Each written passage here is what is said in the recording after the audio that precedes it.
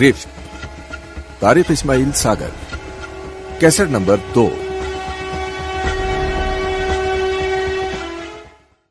उसने उन लोगों को इतनी दर्दनाक कहानी सुना दी थी जिसके बाद उनके दिलों में राजकुमार के लिए सिवाय हमदर्दी और मोहब्बत के और कुछ बाकी नहीं बचा था।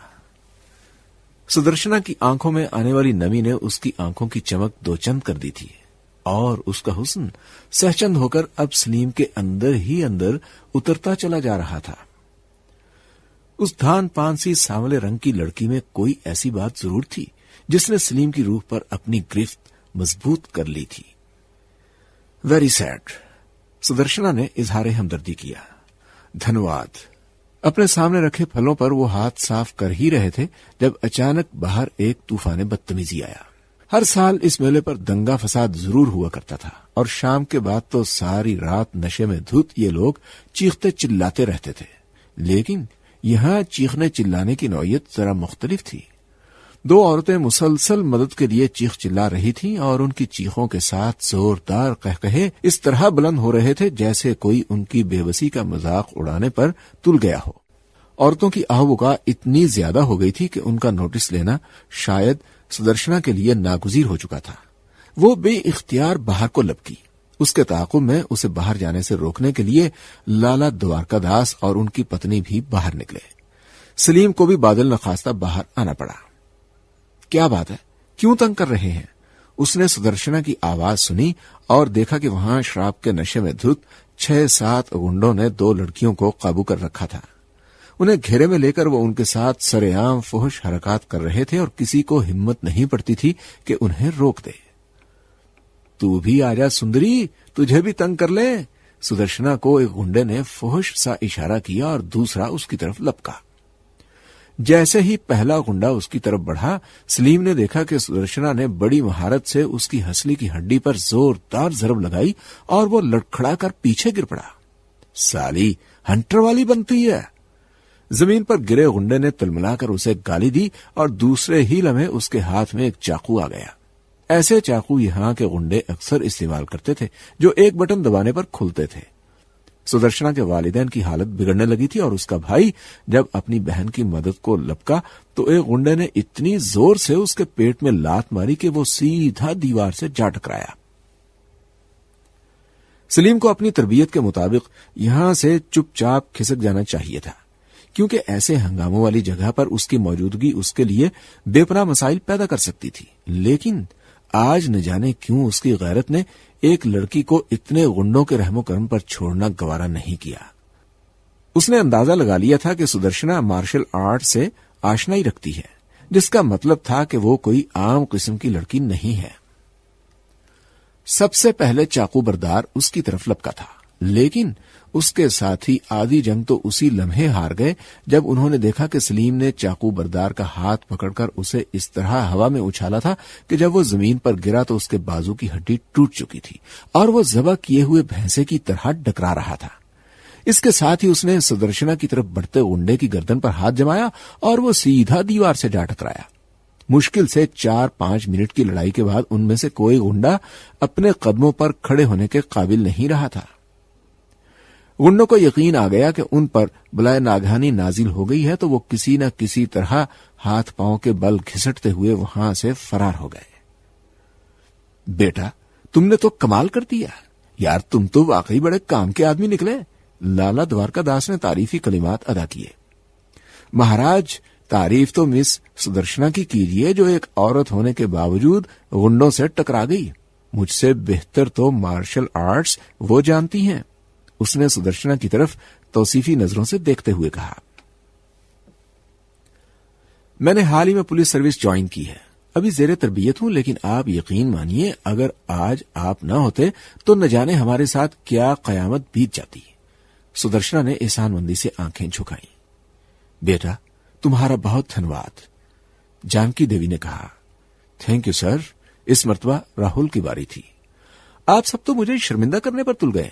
अगर मैं किसी काबिल होता तो मेरा बैग ही क्यों चोरी होता। और हां श्रीमती जी, मैं पुलिस वालों से बहुत डरता हूं, खास तौर से अपने यहां की पुलिस से, जिसके नजदीक गधा घोड़ा एक बराबर है, इसलिए उनसे आप ही निपटिएगा। उसने पुलिस की आमद के खतरे को नजरअंदाज नहीं किया था। ارے ان سالوں کی ایسی کی تیسی، اگر سارا تھانہ سسپینڈ نہ کروا دوں تو ریٹائرڈ ڈی ایس پی نہ کہنا، کوئی بھڑوا سمجھنا، الو کے پٹھے، اب یہاں کیا کرنے آئیں گے؟ لالا دوارکا داس نے یہ کہتے ہوئے اپنا تعارف بھی کروا دیا تھا، جس سے ایک مرتبہ تو سلیم کے ہاتھوں کے طوطے اڑ گئے، لیکن دوسرے ہی لمحے وہ سنبھل گیا۔ اس نے سوچا یقیناً اس میں ہی قدرت کی کوئی مصلحت ہوگی کہ اس کا پہلا تعارف ہی اس مرتبہ ایک پولیس فیملی سے ہوا ہے۔ اگر وہ ان لوگوں کا اعتماد حاصل کر گیا تو آدھی جنگ جیت جائے گا، کیونکہ ایک ریٹائرڈ ڈی ایس پی کے گھر کی طرف شکی نظروں سے دیکھنے کی کسی کو جرت نہیں ہوگی۔ سلیم نے اندازہ لگا لیا تھا کہ ان کی سپتری کا تعلق عام پولیس سے نہیں ہے، ضرور وہ انٹیلیجنس سروسز سے متعلق تھی۔ وہ جانتا تھا کہ سی بی آئی اور را میں بڑی تعداد میں لڑکیاں کام کرتی ہیں، ان میں وہ لڑکیاں بھی شامل تھیں جنہیں خصوصی تربیت دے کر ملک سے باہر دوسرے ممالک میں بھیجا جاتا تھا، اور ان ہی میں وہ لڑکیاں بھی موجود ہیں جو تخریب کاری کی خصوصی تربیت حاصل کرنے کے بعد پاکستان میں داخل کر دی جاتی ہیں، جہاں کئی غدار ان کے لیے باہیں پھیلائے موجود ہوتے تھے۔ لیکن اس کا تعلق کس ایجنسی سے ہے؟ وہ انٹرنل یعنی اندرونی انٹیلیجنس سروسز سے متعلق ہے یا بیرونی سروسز ایکسٹرنل سے متعلق ہے؟ یہ سوالات ابھی جواب طلب تھے۔ ایک بات ضرور تھی کہ اگر ایک مرتبہ ان لوگوں کو اس بات کا اطمینان ہو جاتا کہ سلیم نے جو کہانی انہیں سنائی ہے وہ سچ ہے، تو وہ ان کا اعتماد حاصل کر کے اپنے لیے بڑی آسانیاں پیدا کر سکتا تھا۔ رات دیر گئے تک لالا جی اس سے باتیں کرتے رہے، کبھی کبھی سدرشنا بھی اس گفتگو میں شامل ہو جاتی۔ سلیم نے اس درمیان مستقبل کی بہت سی سیکیورٹیز حاصل کر لی تھی۔ اس نے انہیں باور کروا دیا تھا کہ وہ ہندو دھرم کی الف بے بھی نہیں جانتا، نہ ہی وہ کوئی دھارمک آدمی ہے۔ اس کے باپ نے اس کی تعلیم و تربیت خالص مغربی اور سیکولر انداز میں کی ہے۔ یہ تو اس کی ماں تھی جس نے اسے دھرم کی الف بے سے آگاہ کیا۔ میں تو اپنی ماتا جی کے حکم کی پالنا کر رہا ہوں، شما کیجیے، میرا دھرم میں زیادہ وشواس نہیں، اس نے کن اکھیوں سے سدرشنا کی طرف دیکھتے ہوئے کہا۔ سب سے زیادہ راہل اور سدرشنا کو ہی اس کی اس اطلاع سے خوشی ہوئی تھی۔ پپا اب انہیں آرام بھی کرنے دیں، باقی باتیں صبح کر لیں۔ شاید راہل کو سلیم کی حالت پر رحم آ گیا تھا، جس نے باقاعدہ اونگنا شروع کر دیا تھا۔ ارے ہاں یار، معاف کرنا بھائی، اچھا گڈ بائے، گڈ نائٹ، صبح ملتے ہیں۔ لالا دوارکا داس، جس کے نزدیک راج کمار نامی معزز شخصیت بن چکا تھا، نے کہا، اور سلیم نے اس پیشکش پر خدا کا شکر ادا کیا۔ صبح تک وہ لمبی تان کر سوتا رہا۔ صبح اس کی آنکھ کھلی تو روشن دان سے دھوپ اندر آ رہی تھی۔ فروری کی صبح کی دھوپ کی ساری ملائمت سدرشنا پر اتر آئی تھی۔ اس کی چارپائی ایسے زاویے پر بچھی تھی یہاں سے سورج کی کرنیں روشن دان سے داخل ہوتے ہی اس کے وجود سے لپٹ گئی تھی۔ اپنی چارپائی پر آلتی پالتی مار کر بیٹھا سلیم بہت دیر تک اس کے سراپے میں کھویا رہا۔ شاید اس کی نظروں کی تپش یا پھر روح کی گہرائیوں سے سدرشنا کے دل پر ہونے والی دستک نے ہی سدرشنا کو بیدار کر دیا تھا۔ رام رام۔ جیسے ہی اس کی نظریں سلیم سے ٹکرائیں اس نے کہہ دیا، رام رام۔ اس نے سارناتھ کے مندروں کی داسیوں کی طرح لیٹے لیٹے دونوں ہاتھ سینے پر باندھے، پھر اچانک اٹھ کر بیٹھ گئی۔ بہت دیر ہو گئی، شاید مما اور پپا تو مندر چلے گئے ہوں گے، اس نے سلیم کی طرف دیکھ کر کہا۔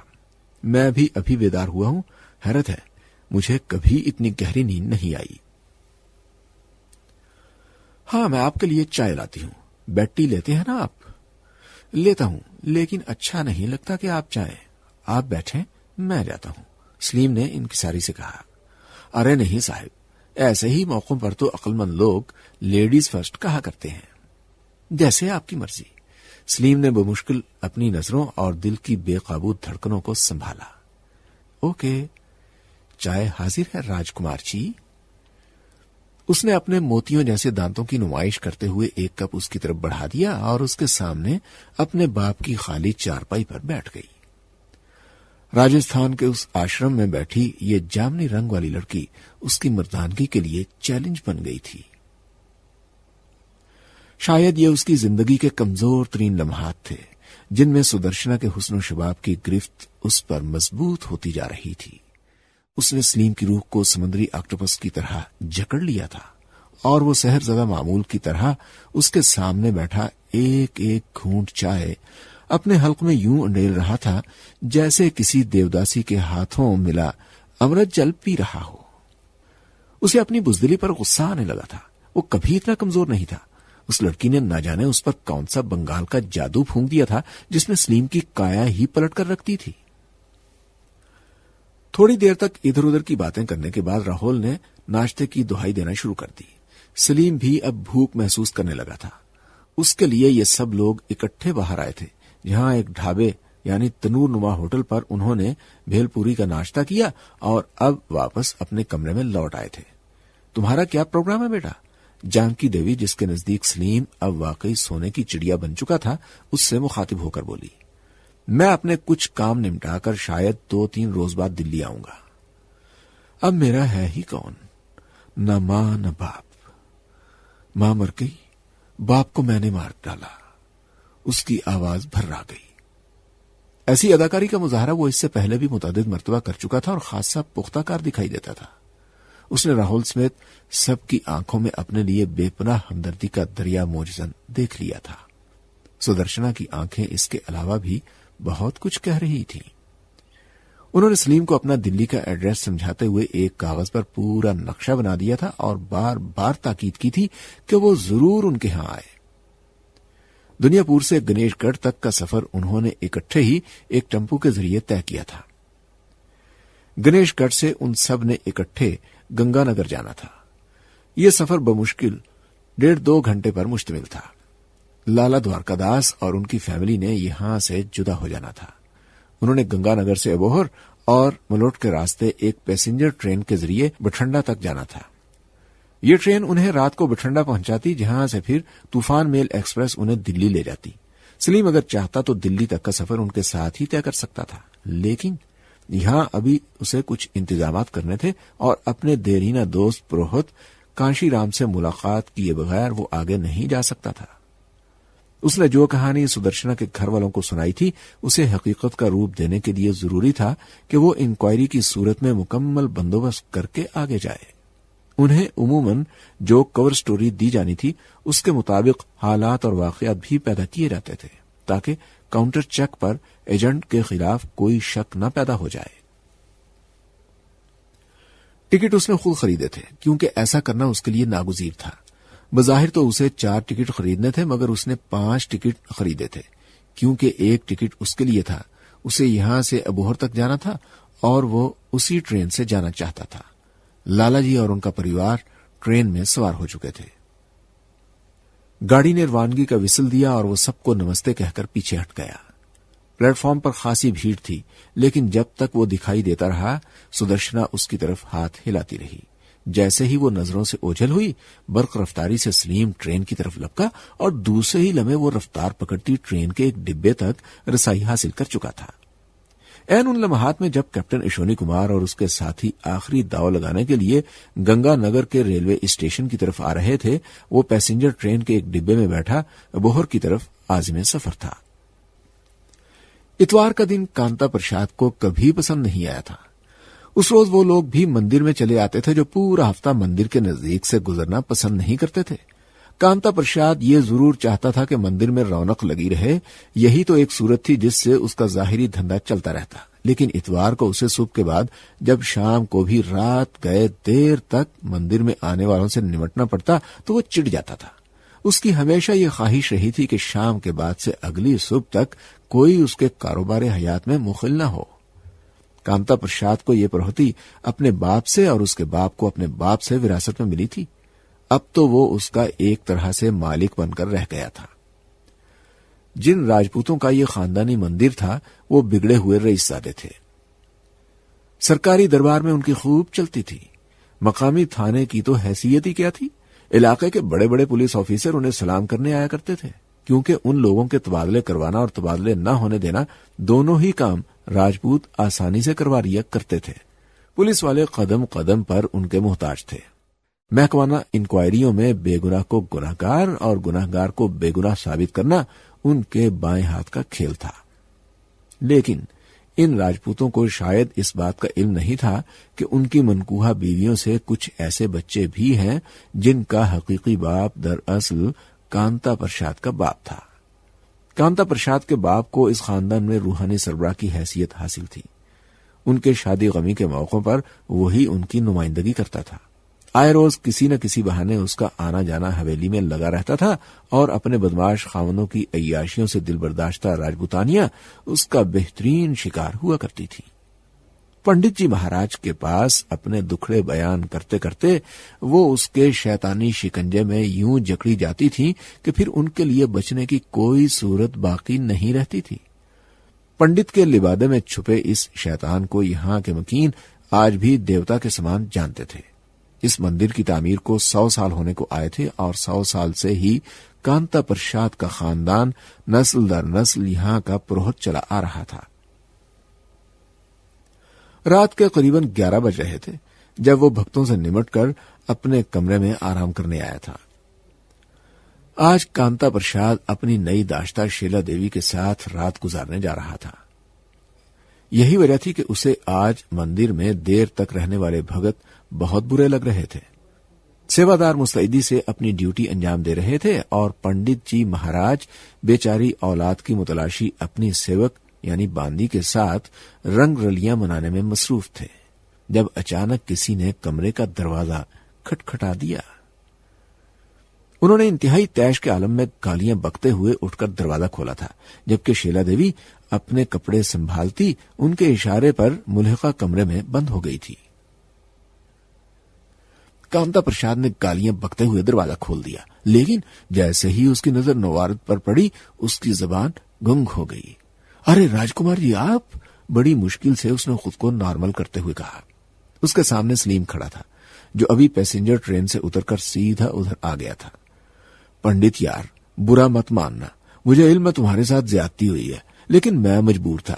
گاڑی سالی بہت لیٹ ہو گئی اور تو جانتا ہے کہ تمہیں ملے بغیر میں آگے نہیں جا سکتا۔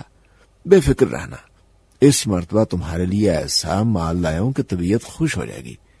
تم اپنا دھندا جاری رکھو، میں ساتھ والے کمرے میں آرام کرتا ہوں۔ صبح جب پوجا سے فارغ ہو جاؤ تو مجھے جگا دینا۔ مندر میں بھجن کتھا جاری تھا۔ مندر سے منسلک پنڈت کانتا پرشاد کے قلعہ نما گھر کے مہمان خانے میں سلیم گہری نیند سو رہا تھا، سو وہ جلدی بیدار ہو گیا۔ اسے بیدار ہوتے دیکھ کر سیوادار اس کی طرف لپکے اور تھوڑی دیر بعد وہ پنڈت جی کے ذاتی باتھ روم میں اشنان کرنے کے بعد بھوجن کی تیاری کر رہا تھا۔ سلیم نے رات 11 بجے تک کا وقت ضائع نہیں کیا تھا۔ ٹرین تو اسے معمول کے مطابق 9 بجے ہی ابوہر پہنچا گئی تھی، لیکن اسے ہمیشہ کی طرح کانتا پرشاد کے پاس جانے سے پہلے کچھ ہوم ورک کرنا پڑتا تھا۔ اس کے ماسٹرز نے بڑی کامیابی سے یہاں جاسوسی کا مکمل نیٹ بنایا ہوا تھا۔ ٹرین سے اتر کر وہ سیدھا سائیکل رکشا لے کر وسن سنگھ کے ڈیرے پر پہنچا تھا۔ وسن سنگھ یہاں کا مانا ہوا اسمگلر تھا۔ سرحد کے آر پار اس کا دھندا ہمیشہ کامیابی سے جاری رہتا تھا۔ وسن سنگھ کے فرشتوں کو بھی اس بات کی خبر نہیں تھی کہ اس کے ڈیرے کا استعمال ایک محفوظ سیف ہاؤس کی حیثیت سے بھی ہو رہا ہے۔ سلیم سے اس کا تعارف سرحد پار اس کے بزنس پارٹنر نے کروایا تھا اور کہا تھا کہ وہ جب بھی اس کے پاس آئے، جس طرح کی بھی مدد اسے درکار ہو، وسن سنگھ اس کی مدد کا پابند ہے۔ وسن سنگھ نے جی جان سے اپنے بزنس پارٹنر کا کہا مانا تھا۔ سلیم سے یہ اس کی 5ویں ملاقات تھی۔ وہ 2-3 مہینے میں 1 مرتبہ ہی اس سے ملنے آیا کرتا تھا۔ اس نے کبھی وسن سنگھ پر کوئی بوجھ نہیں ڈالا تھا۔ وہ جب بھی آتا اس سے 1.5 پاؤ افیون لے کر اپنی راہ لیتا۔ اپنے دھندے کے اصول کے مطابق وسن سنگھ نے کبھی اس کی شناخت دریافت نہیں کی تھی۔ کانتا پرشاد سے اس کا تعلق قریباً 2 برس پر محیط تھا۔ ایک حادثاتی ملاقات میں وہ کانتا پرشاد سے ٹکرایا اور اسے اپنا گرویدہ کر لیا۔ بظاہر وہ اسے ہر ملاقات پر قریباً 8 کلو افیون بطور تحفہ دے دیا کرتا تھا، لیکن وہ جانتا تھا کہ اس افیون سے کانتا پرشاد نے الٹے سیدھے نسخے بنا کر ہزاروں اور لاکھوں روپے تک کما لیے ہیں۔ اس نے کانتا پرساد سے اپنا تعارف ایک ہندو جات کی حیثیت ہی سے کروایا تھا اور بتایا تھا کہ جس طرح وہ نسل در نسل پنڈتی کرتا آ رہا ہے، اسی طرح راجکمار بھی نسل در نسل اسمگلنگ کے دھندے میں ملوث ہے۔ اس نے کانتا پرساد کو بتایا تھا کہ اس کا باپ سرحد پر BSF کے ساتھ فائرنگ کے تبادلے میں مارا جا چکا ہے اور اب وہ اپنے باپ کے جانشین کی حیثیت سے یہ کام کر رہا ہے۔ اگر وہ ایسا نہیں کرتا تو یہ اس کی خاندانی روایت کے مطابق اس کے لیے ڈوب مرنے کا مقام ہوگا۔ کانتا پرساد کے نزدیک تو وہ ایک دیوتا کا روپ اختیار کر چکا تھا۔ اسے اس بات سے کیا غرض کہ راجکمار کون تھا، کیا تھا؟ وہ تو اس بات پر حیران ہوا کرتا تھا کہ راجکمار اتنے خطرناک دھندے میں ملوث ہونے کے باوجود شراب اور شباب سے بھاگتا تھا۔ پنڈت جی، ہمارے بزرگوں نے کہا تھا کہ پرائی عورت، شراب اور جوا ہمارا سب سے بڑا دشمن ہے۔ یہ سب باتیں پنڈت جی نے اپنے پرانے شاستروں میں پڑھی ہوئی تھیں اور وہ ان کی اہمیت کا بھی زبردست قائل تھا، لیکن اس نے اپنی زندگی میں یہ پہلا نوجوان دیکھا تھا جو ان شاستروں میں لکھی ان گیان کی باتوں پر عمل پیرا تھا۔ وہ تو اب کانتا پرساد کے لیے بڑا ہی محترم بن چکا تھا۔ اب بھی وہ جلدی جلدی پوجا سے جان چھڑا کر اس کے پاس آ گیا تھا۔ ناشتے سے فارغ ہونے کے بعد اس نے سلیم کے اشارے پر مکمل تخلیہ کر لیا تھا اور اب سلیم اس کے لیے اپنے بیگ سے وہ مخصوص تحفہ نکال رہا تھا جسے دیکھ کر پنڈت اسے دیوتاؤں کی طرح پوچھنے لگا تھا۔ جیسے ہی اس نے پلاسٹک کے لفافے میں رکھی اعلی قسم کی قریباً 8 کلو افیون اس کی طرف بڑھائی، پنڈت کانتا پرساد نے جوش و جذبات سے بے قابو ہو کر اس کا منہ چوم لیا۔ اس کے ساتھ ہی اس نے اپنے پہلو میں رکھی چھوٹی سی سیف کھولی اور وہاں دھرے نوٹوں کے 2 بڑے بنڈل نا کرتے سلیم کو زبردستی تھما دیے۔ یہ کم و بیش 50,000 روپے تھے۔ دونوں کافی دیر تک ایک دوسرے کے ساتھ گپیں ہانکتے رہے۔ حسب روایت سلیم اسے اپنے خاندان کے بزرگوں کے کارنامے سناتا رہا اور پنڈت کانتا پرساد دم سادھے اس کی کہانیاں سنتا رہا۔ اس کے لیے ان کہانیوں میں دلچسپی کا بڑا مواد موجود تھا۔ پنڈت جی، ایک ضروری فون یاد آ گیا، لندن فون کرنا تھا، اس نے اچانک ہی کچھ یاد کرتے ہوئے کہا۔ ٹھیک ہے، تم فون کرو، میں دوپہر کو تمہارے بھوجن کا بندوبست کروں۔ یہ کہہ کر پنڈت جی باہر چلے گئے۔ سلیم نے پنڈت جی کے کمرے میں رکھے فون سے مقامی ایکسچینج کے ذریعے پنڈت کانتا پرساد کے نام پر لندن کے لیے کال بک کروا دی۔ دوسری طرف کوئی مسٹر اگروال موجود تھے جنہوں نے اس کا نام سنتے ہی خوشی کا نعرہ بلند کیا اور اس کی خیریت وغیرہ دریافت کرنے لگے۔ انہوں نے بتایا کہ سرحد کے پار اس سے متعلق تشویش ہو گئی تھی کیونکہ سرحد کے اس طرف ہونے والے واقعات کی باز گشت دوسری طرف بھی گونج پیدا کرتی ہے۔ راجکمار نے مختصر الفاظ میں اپنی خیریت سے آگاہ کرتے ہوئے کرنل صاحب کے لیے پیغام چھوڑ دیا تھا کہ وہ نیروبی والی کور سٹوری کو مضبوط کر لیں۔ مزید کوئی گفتگو کیے بغیر اس نے رام رام کہہ کر فون بند کر دیا اور مطمئن ہو کر بیٹھ رہا۔ پنڈت جی کی واپسی ٹھاکر دیا سنگھ کے ساتھ ہوئی تھی۔ ٹھاکر جی سے اس کا تعارف خاصا پرانا تھا۔ وہ بھی پنڈت کانتا پرساد کی طرح پرلے درجے کے عیاش اور بدکار آدمی تھے۔ یہی اس کی اور پنڈت کی دوستی کی بنیاد تھی۔ انہوں نے بڑی گرم جوشی سے سلیم سے مصافحہ کیا اور اس کے نہ کرنے کے باوجود زبردستی اسے اپنے ساتھ حویلی میں جانے پر آمادہ کر لیا۔ پنڈت جی اس کے ساتھ ہی آئے تھے۔ کمرے میں بطور خاص لبان سلگائے گئے تھے۔ شاید اس کی دھارمک حیثیت کے مد نظر یہ اہتمام کیا گیا تھا۔ ابھی اسے بیٹھے چند منٹ ہی ہوئے تھے کہ سامنے کا دروازہ کھلا اور ایک درمیانی عمر کی زیورات سے لدی پھندی عورت اندر آ گئی۔ ٹھکرائن جی، پنڈت کانتا پرساد اسے دیکھتے ہی مبہوت ہو گیا۔ رام رام پنڈت جی، رام رام مہاراج۔ ٹھاکرائن نے دونوں کو باری باری پرنام کیا اور جواب میں سلیم نے بھی اس کو پرنام کیا اور مؤدب ہو کر بیٹھ گیا۔ سلیم اس کی طرف متوجہ ہی تھا جب اچانک ایک نوجوان کمرے میں داخل ہوا اور سب کی گردنیں اس کی طرف گھوم گئیں۔ ارے شونی بیٹا، تم بھئی، یہ چاند کدھر سے نکل گیا؟ ٹھاکر جی نے کھڑے ہو کر اس کا استقبال کیا۔ سلیم نے بھی بے اختیار چونک کر اس کی طرف دیکھا۔ بھارتی فوج کے کیپٹن کی وردی میں ملبوس ایک نوجوان سے اس کی نظریں ٹکرائیں اور وہ دوبارہ ٹھاکرائن کی طرف متوجہ ہو گیا۔ بس انکل، کچھ نہ پوچھیے، 2 دن سے مسلسل بھاگ رہا ہوں، اب ذرا جان چھڑا کر آیا ہوں۔ کیا ہوا بھائی، خیریت تو ہے؟ ٹھاکر اس سے یوں احترام سے بات کر رہا تھا جیسے وہ اس کے نزدیک کوئی اہم شخصیت ہو۔ 3 دن سے ایک تقریب کار کا پیچھا کر رہے ہیں، سالہ 2 مرتبہ ہاتھوں میں آ کر نکل گیا۔ کرنل صاحب کو غصے سے زیادہ اس بات کا صدمہ ہے، اور مجھے تو انکل اب علم ہوا کہ میں پرلے درجے کا گدھا ہوں۔ Dam it! ارے یہ ذات شریف کون ہے؟ اچانک ہی اشونی کمار کو اس کا خیال آ گیا۔ ارے ہاں، ان کا پریچے تو میں کرانا ہی بھول گیا، ٹھاکر دیا سنگھ نے چونک کر کہا۔ یہ میرے گرو مہاراج کے سپتر ہیں۔ ٹھاکر کے بجائے پنڈت کانتا پرساد نے سلیم کا تعارف کروایا۔ شاید اس نے صورتحال کی نزاکت کا احساس کر لیا تھا اور وہ کیپٹن اشونی کمار کو پہلے سے جانتا تھا۔ پھر تو یہ بڑی مہان ہستی ہیں، کیا شبھ نام ہے مہاراج کا؟ اشونی کمار نے اسے عجیب سی نظروں سے دیکھتے ہوئے کہا۔ درس یعنی نوکر کو راج کمار کہتے ہیں؟ سلیم نے بالکل نارمل رہتے ہوئے کہا۔ مہاراج جی، یہ ہمارے جوائی داماد ہیں، کیپٹن اشونی کمار۔ بیٹا چرن چھوؤ مہاراج کے، اس مرتبہ ٹھاکرائن نے گفتگو میں دخل دیتے ہوئے کہا۔ اس کی بات ابھی نامکمل ہی تھی جب اشونی کمار اپنی جگہ سے اٹھا اور اس نے جھک کر سلیم کے چرن چھو لیے۔ اچانک ہی اس نے سلیم میں دلچسپی کا اظہار شروع کر دیا تھا۔ مہاراج، میرا ایک کام ہو جائے تو ساری زندگی آپ کے پاؤں دھو کر پیتا رہوں گا۔ اشونی کمار نے اسے مخاطب کیا۔ آپ حکم دیجئے، میرے بس میں جو بھی ہوگا کروں گا۔ سلیم نے حیرت انگیز حد تک خود کو نارمل رکھا ہوا تھا، حالانکہ اسے ساری بات سمجھ آ گئی تھی۔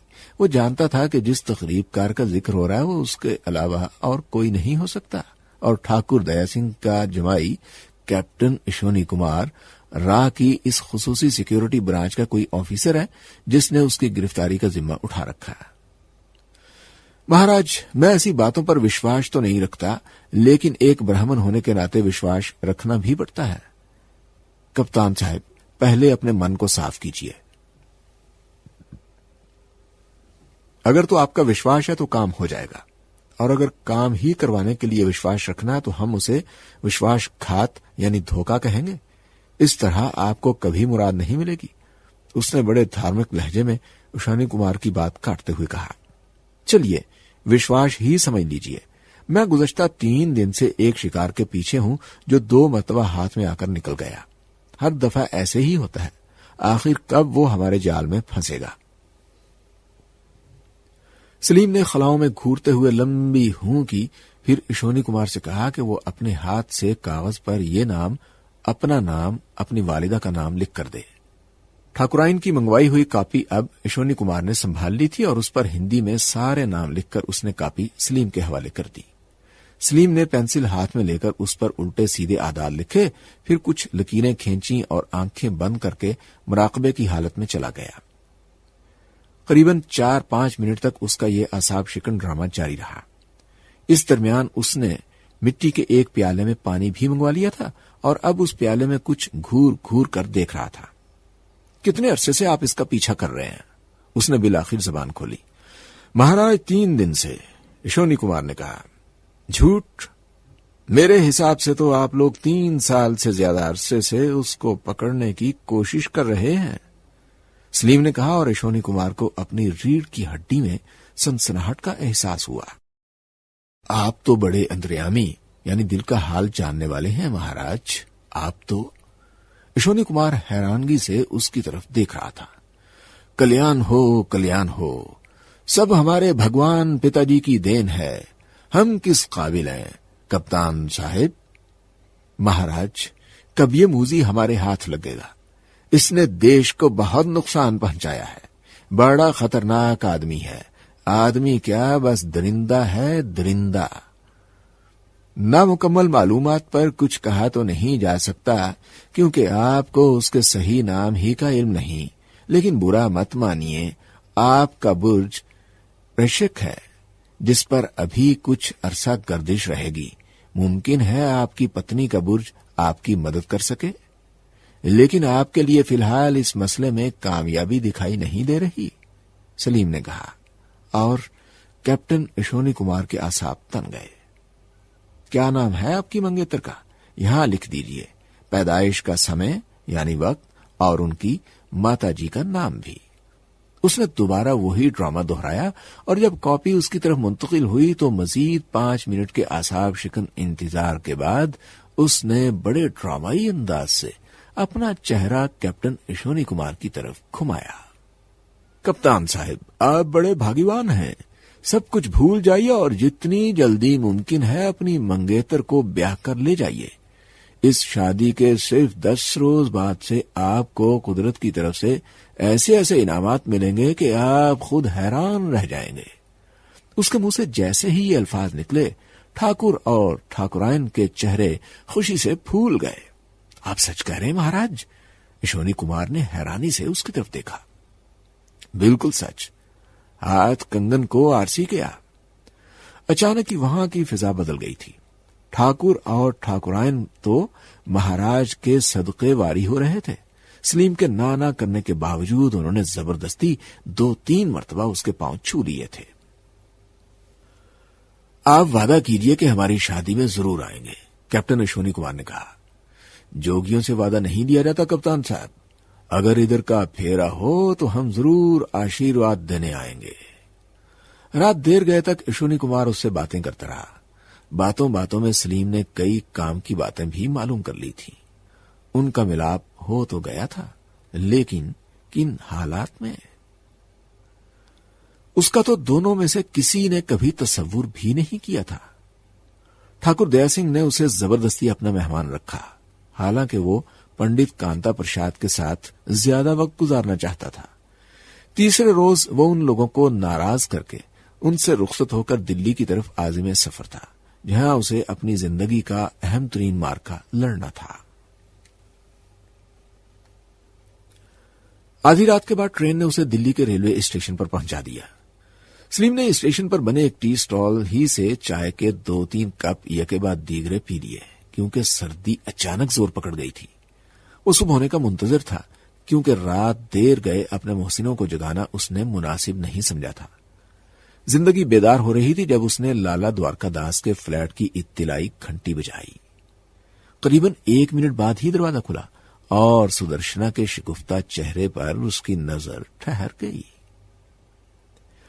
एक पुरस्कार सी रूहानियत उसके सांवले चेहरे पर फैली हुई थी और उसकी आंखों का सहर फैलता चला जा रहा था।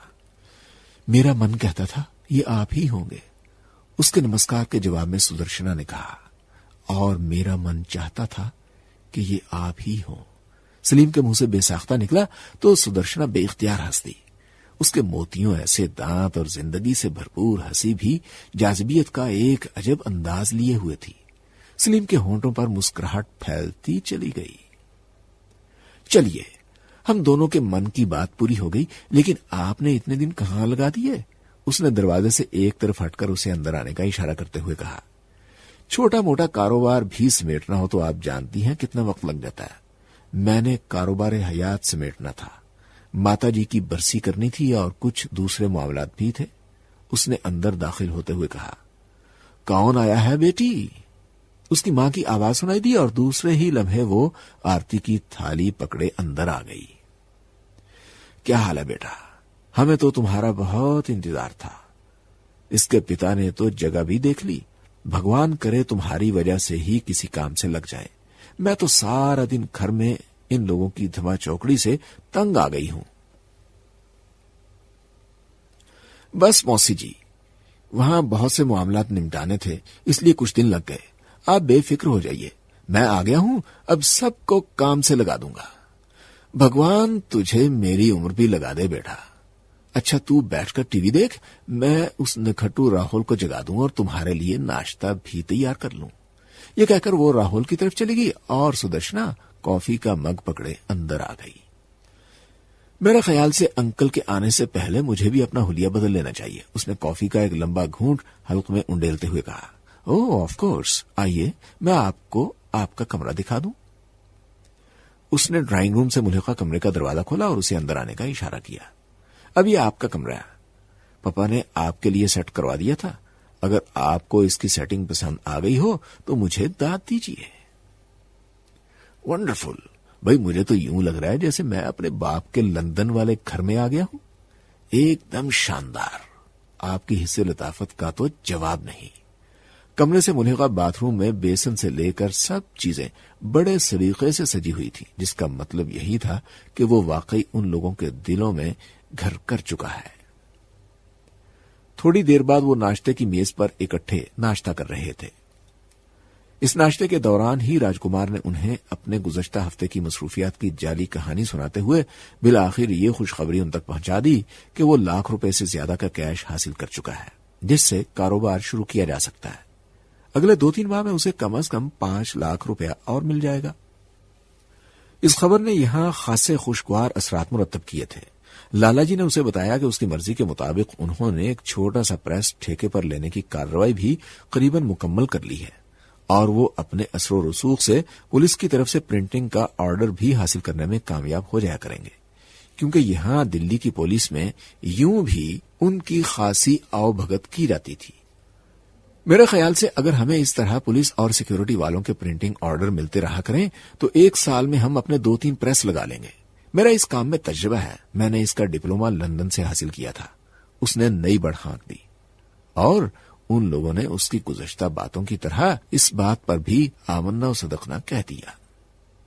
آج چھٹی ہے اور 2 روز بعد پھر دیوالی کی چھٹی آ جائے گی۔ میرے خیال سے تم ان 3-4 دنوں میں گھوم پھر کر دلی کی سیر کر لو۔ موسم خوشگوار تھا۔ 3 بجے تک سدرشنا بھی واپس لوٹ آئی۔ وہ شاید اپنے آفس سے سیدھی اس طرف ہی آئی تھی۔ تھوڑی دیر بعد ہی اس کی ماروتی کار دلی کے پوش ایریا کی طرف بھاگی چلی جا رہی تھی۔ اسے اپنے ساتھ لیے وہ سیدھی یہاں کے بہترین ہوٹل اشوکا میں آ گئی۔ سلیم نے اس درمیان ایک بات خاص طور پر نوٹ کی تھی کہ سدرشنا مختلف ہیلے بہانوں سے اس کے جذبہ حب الوطنی کا امتحان لے رہی تھی۔ وہ بھارت سے متعلق اس کے خیالات جاننا چاہتی تھی، اور سلیم اس کا منشا جان کر خود کو بھارت ماتا کا سب سے بڑا پجاری ثابت کرنے پر تلا ہوا تھا۔ اس نے سدرشنا کو باور کروا دیا تھا کہ اتنی رنگین اور آرام دہ زندگی چھوڑ کر وہ بھارت میں آیا ہی اس لیے ہے کہ اسے بھارت سے بہت محبت ہے، اور وقت آنے پر وہ اس کے لیے اپنی جان بھی دے سکتا ہے۔ دونوں ادھر ادھر گپے ہانکتے اب ہوٹل سے باہر جا رہے تھے۔ اچانک ہی سدرشنا ٹھٹک کر اپنی جگہ رک گئی۔ دونوں ہال کے اس دروازے کی طرف جا رہے تھے جس سے انہیں باہر نکلنا تھا۔ اس دروازے سے ایک لمبا تڑنگا درمیانی عمر کا آدمی اندر داخل ہو رہا تھا۔ اس کی گھنی مونچھوں میں شاید ہی کوئی سیاہ بال دکھائی دے رہا تھا، لیکن اس کی شخصیت بہت باروب اور شاندار دکھائی دیتی تھی۔ جے ہند سر، اس سے نظریں ٹکراتے ہی سدرشنا نے فوجیوں کی طرح ایڑیاں جوڑتے ہوئے کہا، ہلو، کدھر آوارہ گردی ہو رہی ہے بھائی؟ نوارت اس سے بڑا بے تکلف دکھائی دیتا تھا۔ سر، یہ میرے فرینڈ ہے مسٹر راجکمار، اور آپ کرنل جوشی، میرے سر۔ اس نے دونوں کا تعارف کروایا۔ سلیم نے دونوں ہاتھ جوڑ کر اسے جے ہند کیا تھا، اور دوسرے ہی لمحے اسے سمجھ آ گئی کہ اس شخص کی شکل اسے کیوں جانی پہچانی لگ رہی تھی۔ ممکن ہے اس کا نام کرنل جوشی ہی ہو، لیکن اس کے ملک کی انٹیلیجنس کی فائلوں میں اس کا نام کرنل بھیم سین تھا۔ اس کے علاوہ بھی اس کے 2-3 نام تھے۔ وہ مختلف اوقات میں اپنے مختلف نام استعمال کرتا تھا، لیکن کرنل اس کے نام کا حصہ بنا رہتا تھا۔ کرنل جوشی اس کے ملک میں تخریب کاری کروانے والے را کے خصوصی سیل کا انچارج تھا۔ وہ پاکستان میں تباہی پھیلانے کے بڑے خطرناک منصوبے بنانے اور ان پر عمل کرنے کا ماہر خیال کیا جاتا تھا، اور را کے مقامی پاکستانی سیل کا انچارج تھا۔ ایک بات تو پایا ثبوت کو پہنچ چکی تھی کہ سدرشنا کا تعلق را سے ہے، اور اگر کرنل جوشی اس کا سر ہے تو پھر ضرور اس کا تعلق را کے خصوصی سیل سے ہے جو پاکستان سے معاملات کے متعلق ہے۔ کرنل جوشی ان بدبخت پاکستانی نوجوانوں کو جنہیں را اپنے جال میں پھانس کر غداری پر آمادہ کر لیا کرتی تھی تربیت دیا کرتا تھا۔ ہلو، کرنل جوشی نے اس پر سرسری سی نظر دوڑائی اور اوکے ینگ لیڈی کہہ کر سدرشنا کے گال کی چٹکی لی اور آگے بڑھ گیا۔ بھائی، بڑا زبردست سر ہے تمہارا، اس نے بے تکلفی سے سدرشنا سے کہا۔ راجکمار، کرنل جوشی بڑا گریٹ آدمی ہے، بہت بہادر اور شاندار۔ ارے اس کے کارنامے آپ کو سناؤں گی تو حیران رہ جاؤ گے۔ رات وہ دیر گئے گھر پہنچے، لیکن کسی کو ان کے دیر سے آنے پر کوئی اعتراض نہیں تھا۔ تھوڑی دیر بعد وہ لوگ اپنے اپنے کمرے میں آرام کرنے چلے گئے۔ صبح کی نیند کا اثر تھا یا پھر کرنل جوشی سے ملاقات اس کی وجہ تھی کہ وہ رات گئے دیر تک بستر پر کروٹیں بدلتا رہا۔ صبح ہو چکی تھی۔ تھوڑی دیر بستر پر کروٹیں بدلنے کے بعد اس نے باتھ روم کا رخ کیا اور تازہ دم ہونے کے بعد باہر آ گیا۔ گزشتہ روز کی طرح آج بھی اس نے مقامی روایات کے مطابق جانکی دیوی کے چرن چھوئے اور ڈرائنگ روم میں پہلے سے رکھے اخبار پر نظریں دوڑانے لگا۔ پہلے ہی صفحے کے ایک کونے میں اس نے سندھ میں کسی ٹرین میں بم دھماکے کی خبر پڑھ لی تھی جس نے اس کا خون کھولا دیا تھا۔ یہ شاید کرنل جوشی کا تازہ کارنامہ تھا۔ عین انہی لمحات میں لالا دوارکا داس نے اطلاعی گھنٹی بجا دی۔ سلیم نے اپنا چہرہ نارمل کرتے ہوئے دروازہ کھول دیا۔ ہاؤ ینگ مین، بھائی اگر تم اتنی جلدی اٹھ جانے کے عادی ہو تو ہمارے ساتھ سیر کے لیے چلا کرو، لالا دوارکا داس نے کہا۔ ضرور انکل، آپ مجھے کل سے ساتھ لے جایا کریں۔ اب وہاں سدرشنا بھی آ گئی تھی۔ لالا جی اخبار پر نظریں دوڑا رہے تھے، اچانک ہی وہ اپنی سپتری کی طرف متوجہ ہوئے۔ بھائی سدرشنا بیٹا، مبارک ہو، تمہارے کرنل صاحب نے ایک اور کارنامہ کر دکھایا۔ انہوں نے کسی خبر پر نظریں جماتے ہوئے اپنی بیٹی کو متوجہ کیا۔ کہاں پاپا؟ سدرشنا نے بے چینی سے پوچھا، اور اس کے سوال کے جواب میں لالا دوارکا داس نے اسی خبر کی تفصیلات پڑھنی شروع کر دی جس نے تھوڑی دیر پہلے اسے جذباتی کر دیا تھا۔ ایک مرتبہ پھر اس کا خون کھول اٹھا، لیکن بڑی ہمت سے اس نے خود کو نارمل کیے رکھا۔ ویل ڈن، یہ ہوئی نا بات۔ ارے میں نے تو پہلے کہا تھا کہ اپنے کرنل صاحب کا جواب نہیں۔ سدرشنا نے خوشی سے نعرہ بلند کیا تو سلیم کے بدن کو زوردار جھٹکا لگا۔ بھئی تمہارا کرنل ہے بڑا نار آدمی، ان سالے مسلوں کا دماغ یہی ٹھیک کرے گا۔ چلے ہیں کشمیر آزاد کروانے۔ بیٹا پہلے اپنے گھر کی خیر تو مناؤ، پھر لے لینا کشمیر بھی۔ اس کی بات پر باپ بیٹی دونوں نے قہقہہ بلند کیا۔ دل پر جبر کر کے سلیم بھی بے وقوفوں کی طرح مسکرا دیا۔ سلیم کی عجب حالت ہو رہی تھی۔ اس نے بمشکل خود کو نارمل رکھا ہوا تھا۔ ناشتہ بھی اس نے بددلی سے کیا، لیکن کیا مجال جو اس کی کسی حرکت سے بھی اس کا ایب نارمل ہونا ظاہر ہوا ہو۔ وہ ان کی ہر بات پر بادل نخواستہ ہی سے ہی ان کے ساتھ ہی ہنس رہا تھا۔ پہلے ذرا ٹیلی گراف آفس تک ڈراپ کرتی جانا، میں نے ایک اوورسیز کال کرنی ہے، اس نے کسی گیت کی دھن پر گنگناتی ہوئی سدرشنا سے کہا۔ کہاں کرنی ہے بیٹا؟ گھر پر فون ہے نا، لالا جی نے کہا۔ ارے چھوڑیے پپا، جب اپنے پاس ڈائریکٹ لائن ہے تو کیوں بل دیں، سدرشنا نے کہا، اور لالا جی مسکرا دیے۔ تھوڑی دیر بعد وہ اس کی ماروتی میں جا رہا تھا۔ سدرشنا اسے اپنے گھر سے قریباً 2-2.5 کلومیٹر دور ایک جدید پلازے میں لے آئی تھی، جہاں ایک پرائیویٹ کال آفس کے سامنے اس نے گاڑی روکی۔ یہ کال آفس ایک میڈیکل اسٹور میں بنایا گیا تھا۔ سدرشنا کی شکل پر نظر پڑتے ہی اسٹور میں موجود ایک درمیانی عمر کے سکھ کے ہونٹوں پر مسکراہٹ دوڑ گئی۔ ست سری اکال بہن جی، سردار نے دونوں ہاتھ باندھتے ہوئے بے شرمی سے دانت نکالے۔ سدرشنا نے جواب میں بڑی رونت سے کہا۔ اس وقت وہ واقعی را کی آفیسر دکھائی دے رہی تھی۔ اندر فون ہے نا، انٹرنیشنل لائن چاہیے، اس نے سردار کی طرف دیکھ کر کہا۔ یس میم، آئیے پدھاریے۔ اوکے، اندر جا کر بات کر لو، اطمینان سے بات کرنا، کہیں ٹائمنگ کے چکر میں نہ پڑ جانا، اس نے سلیم کے کندھے پر بے تکلفی سے ہاتھ مارتے ہوئے کہا۔ لیکن تمہارے بغیر فون کا کیا مزہ آئے گا، سلیم نے اس کی طرف دیکھ کر فلمی انداز میں کہا۔ اوہ تو یہ بات ہے، چلو بھائی، سردار جی جوس اندر ہی بھیج دینا، اس نے چھوٹے سے بغلی کمرے کی طرف جاتے ہوئے سردار سے کہا۔ تھوڑی دیر بعد سلیم اس کے سامنے انٹرنیشنل لائن پر لندن کا ایک نمبر ملا رہا تھا۔ اس نے دوسری طرف کسی پرکاش کو مخاطب کیا اور بے تکلفی سے باتیں کرنے لگا۔ بظاہر اس نے دلی میں اپنا ایڈریس اور فون نمبر لکھوایا تھا اور پیسوں سے متعلق بات کی تھی، لیکن سدرشنا کے فرشتوں کو بھی سمجھ نہ آ سکی کہ اس نے کرنل جوشی کی موجودگی کا میسج دوسری طرف پاس کر دیا تھا۔ 7-8 منٹ بعد اس نے فون بند کر دیا تھا۔ تم اب جاؤ، میں خود چلا جاؤں گا، سلیم نے کہا۔ تکلف بھی کرنے لگے حضور، سدرشنا نے اس کے انداز میں جواب دیا۔ نہیں سدرشنا، تمہاری ڈیوٹی کا تقاضا یہی ہے کہ تمہیں زیادہ ڈسٹرب نہ کیا جائے، پلیز مجھے بھی اکیلے گھوم پھر کر میلہ دیکھنے دو نا۔ تھوڑی دیر سڑکوں پر مٹر گشت کرنے کے بعد وہ گھر لوٹ آیا۔ دیوالی کی آمد تھی، دلی کو اس کے باسیوں نے دلہن کی طرح سجا دیا تھا۔ تھوڑی دیر کے بعد وہ لالا جی کے ساتھ تیار ہو کر وہ مشینیں دیکھنے جا رہا تھا جو انہوں نے کرائے پر لینے کا عزم ظاہر کیا تھا۔ پرنٹنگ کا تھوڑا بہت کام وہ سمجھتا تھا۔ اس پیشے میں آنے کے بعد اس نے 2-3 کام خامخواہ سیکھ لیے تھے، خدا جانے کب، کہاں اور کون سا بحروب بھرنا پڑ جائے۔ سلیم نے تھوڑی دیر تک تنقیدی نظروں سے مشینیں دیکھنے کی اداکاری کرنے کے بعد لالا جی کو ہاں کہہ دی، اور انہوں نے اسی وقت اپنے جیب سے 500 روپے نکال کر مالک کے ہاتھ پر بطور ایڈوانس رکھ دیے۔ دوسرے روز دیوالی تھی۔ سلیم کو نہ چاہتے ہوئے بھی بادل نخواستہ دیوالی کی خوشیوں میں ان کا ساتھ دینا تھا۔ شام تک وہ لوگ شہر کی سڑکیں چھاننے کے بعد گھر آ گئے تھے۔ سلیم محسوس کر رہا تھا کہ سدرشنا آج اس سے کچھ کہنا چاہتی ہے۔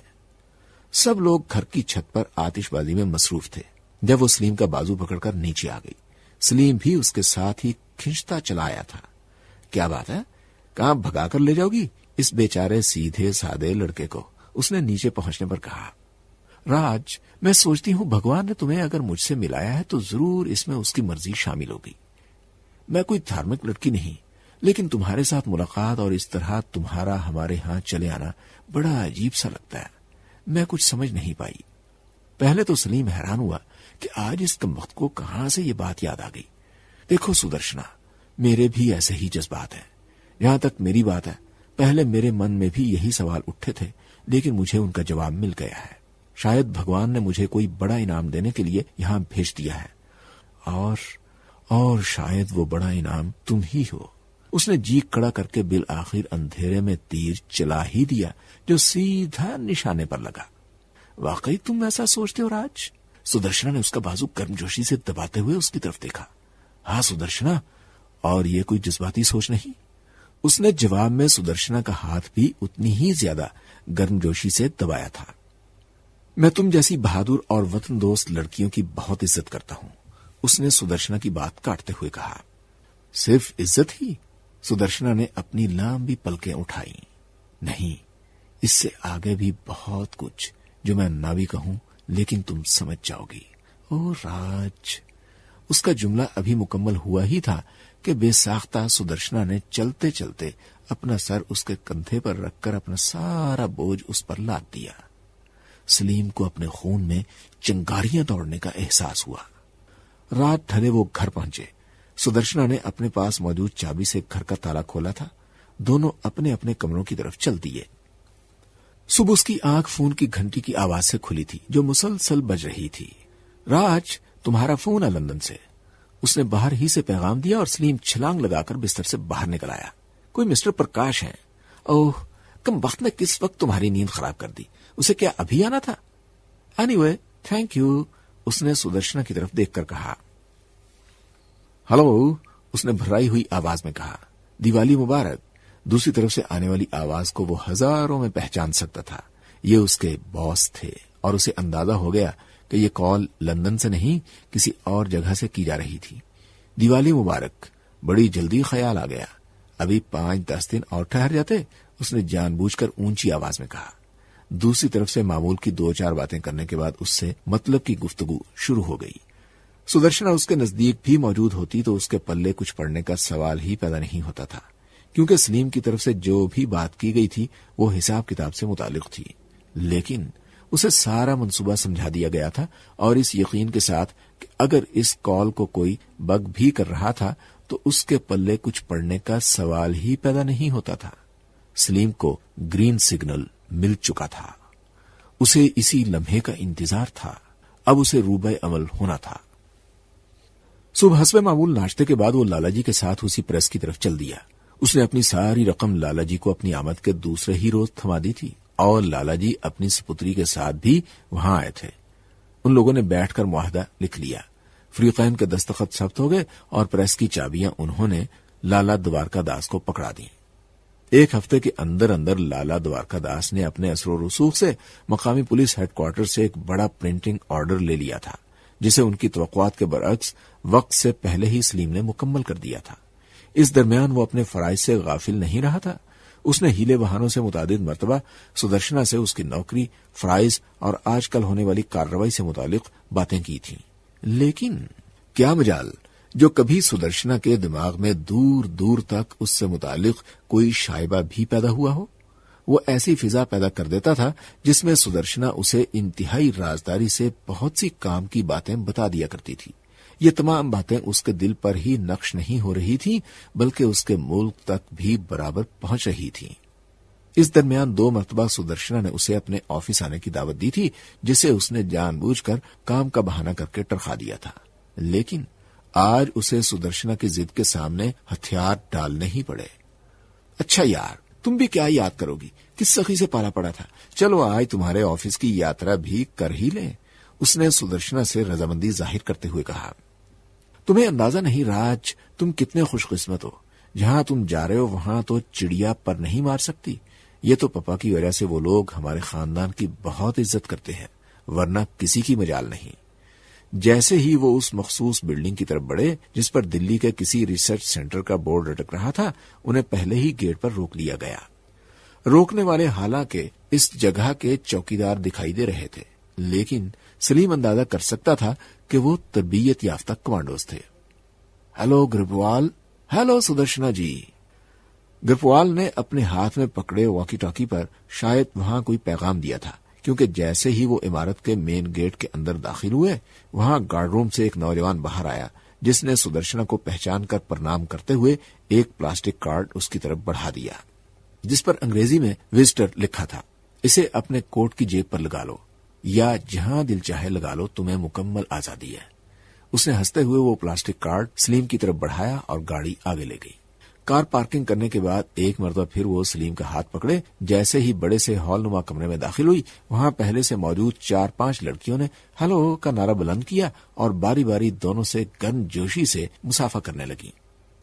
چلو تمہیں اپنی نئے دوستوں سے ملواؤں، ویسے ہم انہیں نئے مرغے کہتے ہیں، اس نے دوبارہ سرگوشی کے انداز میں کہا، اور سلیم کے ساتھ کمرے کے دوسری طرف جہاں خالی میدان دکھائی دے رہا تھا آ گئی۔ یہاں ایک نیا جہان آباد تھا۔ ایک طرف فائرنگ رینج تھی جہاں کچھ لوگ شاید تھوڑی دیر میں نشانے بازی کی مشق کرنے والے تھے، دوسری طرف جگہ جگہ مختلف مناظر دکھائی دے رہے تھے۔ یہاں کچھ لڑکیاں اور لڑکے مختلف ٹولیوں میں بڑی بڑی میزوں کے گرد جمع تھے۔ سلیم کے لیے اندازہ لگانا مشکل نہیں تھا کہ انہیں وہاں بم بنانے، لگانے اور چلانے کی تربیت دی جا رہی تھی۔ یہ تقریب کاروں کا ٹریننگ کیمپ تھا۔ یہاں اسے چاروں طرف سدرشنا جیسی لڑکیوں کے ساتھ اپنے وطن کے غدار آستین کے سانپ دکھائی دے رہے تھے۔ سلیم نے نوٹ کیا جب کسی لڑکے کو کسی بات کی سمجھ نہیں آتی تھی تو سمجھانے والی لڑکی بڑی بے تکلفی سے اس کے کندھے پر دوستوں کے انداز میں سارا بوجھ ڈال کر اسے قریباً اپنے ساتھ چمٹاتے ہوئے وہ بات سمجھا دیتی تھی۔ میزوں کے گرد جمع ہونے والے تمام گدھے تقریب کاری کی تربیت سے زیادہ ان لڑکیوں میں دلچسپی لے رہے تھے۔ سلیم بڑی دلچسپی سے ان کی باتیں سن رہا تھا۔ اس درمیان اس نے اپنے ذہن کے کمپیوٹر میں ان کی تصاویر اتارنا شروع کر دی تھی۔ اس نے ان کے نام ازبر کر لیے تھے۔ ان سب کا تعلق ایک ہی شہر سے تھا اور سلیم بخوبی اندازہ کر سکتا تھا کہ وہ سب ایک ہی پارٹی سے تعلق رکھتے تھے، جو غدار وطن فروش شمسی کی پارٹی کے سوا اور کون سی پارٹی ہو سکتی تھی۔ چلو بھائی چائے پی لیں، سدرشنا نے کہا اور سب اس کے پیچھے پیچھے چل دیے۔ سب لوگ ایک اور ہال نما کمرے میں پہنچ گئے جہاں چائے اور سنیکس بڑے سلیقے سے رکھے ہوئے تھے۔ ان غداروں کے ساتھ را کا سلوک ایسا تھا جیسے وہ ان کے داماد ہوں۔ سلیم نے یہاں ایک بات بطور خاص محسوس کی تھی کہ اس کی طرح 5-6 اور لڑکے لڑکیوں نے بھی وزٹر کا کارڈ اپنے سینوں پر سجا رکھا تھا، جس کا مطلب یہ تھا کہ وہ اکیلا یہاں وزٹر نہیں ہے۔ اور دوسری اہم بات یہ تھی کہ را کے اس تقریب کار تربیتی مرکز میں کسی کو بلا مقصد نہیں لایا جا سکتا تھا۔ عین ممکن تھا کہ وہ لوگ بھی سلیم کی طرح صرف شوق میں یہاں چلے آئے ہوں، لیکن اس کا دماغ یہ بات تسلیم نہیں کرتا تھا کہ محض یہ کچھ دیکھنے کے شوق میں ہی ان لوگوں کو یہاں لایا گیا ہو۔ ضرور ان کا را نے کوئی اور استعمال بھی سوچا ہوگا۔ اچانک ہی سامنے والا دروازہ کھلا اور اس مرتبہ جن شخصیات پہ اس کی نظر پڑی اسے دیکھ کر سلیم دم بخود ہی رہ گیا۔ یہ شمسی تھا جس کے ساتھ تقریباً 10 اور لوگ بھی تھے۔ ان میں سے بیشتر وہ چہرے تھے جن سے اخبارات کے ذریعے ایک پاکستانی ہونے کے ناطے سلیم کی شناسائی تھی۔ اس کے لیے زیادہ حیران کن بات یہ تھی کہ ان لوگوں میں 2 ایسے چہرے بھی موجود تھے جن کی اپنے ملک میں شناخت شمسی کے مخالفین کی حیثیت سے کی جاتی تھی۔ یہ لوگ وہاں ایک دوسرے کے خلاف اخبارات میں بیانات جاری کرتے رہتے تھے۔ سلیم کو اچھی طرح یاد تھا کہ اس نے اپنی آمد سے چند روز پہلے ہی جس عشرت بیگ کا بیان شمسی کے خلاف پڑھا تھا وہ شمسی کے ہاتھوں میں ہاتھ دیے اندر داخل ہوا تھا۔ خدایا میرے وطن کو ان موذیوں سے بچانا، اس نے دل ہی دل میں دعا کی۔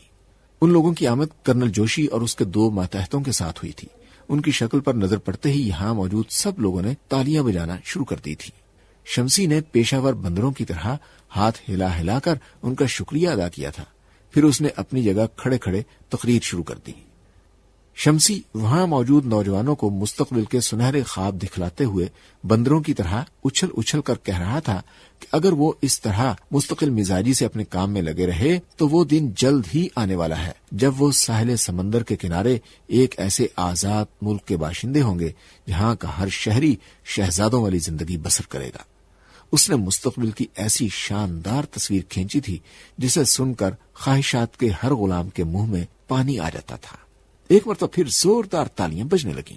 اب کرنل جوشی زہر اگل رہا تھا۔ اس نے شمسی سے 2 ہاتھ آگے بڑھ کر بات کی تھی اور ان لوگوں کو یقین دلایا تھا کہ وقت آنے پر وہ بھارتی فوج کو اپنے شانہ بشانہ پائیں گے اور اب بھی بھارت کے دروازے ان کے لیے ہر وقت کھلے ہیں۔ اس نے یہاں موجود نوجوانوں سے کہا تھا کہ وہ اپنے زیادہ سے زیادہ ساتھیوں کو بھارت میں لائیں تاکہ انہیں تربیت دے کر صف آراغ کیا جا سکے۔ کرنل جوشی اور اس کے دونوں ماتحت بھی یہی موجود تھے جب اس نے ایک لمبے تڑنگے سیافام کو سیدھا اپنی طرف آتے دیکھا۔ ہائے سدرشنا، اس نے اچانک ہی سدرشنا کے سرہانے پہنچ کر کہا۔ ہلو، سدرشنا نے اس کی طرف ایک نظر دیکھ کر کہا اور سلیم نے اس کے لہجے سے اندازہ کر لیا کہ وہ اس شخص سے شدید نفرت کرتی ہے۔ Hello, I am captain Sharma, اس نے سلیم کی طرف ہاتھ بڑھایا۔ Hello, I am Raj Kumar, Salim نے بھی قدرے بے رخی سے ہاتھ ملایا۔ بڑی خوشی ہوئی آپ سے مل کر۔ سدرشنا جی ہماری پرانی دوست ہیں، یہ میرے منگیتر ہیں۔ اچانک ہی سدرشنا نے پھاڑ کھانے والے لہجے میں اس کی بات کاٹتے ہوئے کہا۔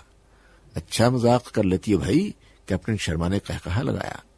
اس سے پہلے کہ وہ دوسری کوئی بات کہے سدرشنا سلیم کا ہاتھ پکڑ کر تیزی سے دوسری طرف چلی گئی۔ سدرشنا نے اس طرح جارحانہ انداز میں اس کو منگیتر کی حیثیت سے متعارف کروایا تھا کہ وہ چند لمحوں کے لیے گڑبڑا کر ہی رہ گیا۔ گرفت طارق اسماعیل ساگر۔ اس کے ساتھ ہی کیسٹ نمبر 2 اپنے اختتام کو پہنچی۔ بقیہ ناول سننے کے لیے کیسٹ نمبر 3 لگا لیجیے۔ اگر بولتی کتابوں کے بارے میں ہم سے رابطہ کرنا چاہیں تو ٹیلی فون نمبر 22533803 یا پیو باکس نمبر 1652 اسلام آباد پر سائمہ عمار سے رابطہ کریں۔ شکریہ۔